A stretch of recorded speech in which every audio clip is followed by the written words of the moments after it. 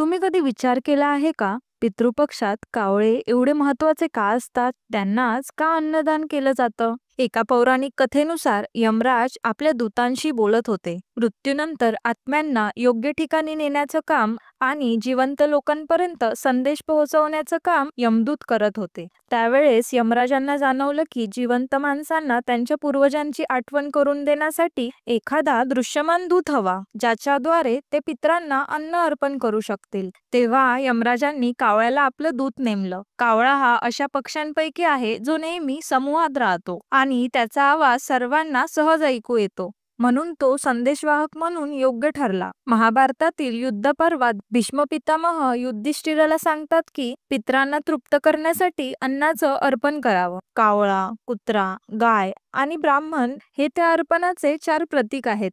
यापैकी पहिले अर्पण कावळ्याला करावे, कारण तो यमाचा प्रतिनिधी आहे. तो अन्न खातो म्हणजेच पितरांनी अन्न स्वीकारलं असा संकेत मानला जातो. गरुड पुराणात मृत्यूनंतर आत्म्याच्या प्रवासाचे वर्णन केले आहे. त्यात असं म्हटलं आहे की मृत्यूनंतर आत्म्याला पुढील जन्म व मोक्ष मिळवण्यासाठी श्राद्धविधी आवश्यक आहे. मनुष्याने आपल्या पितरांना अन्न अर्पण केल्याशिवाय त्यांना शांती मिळत नाही.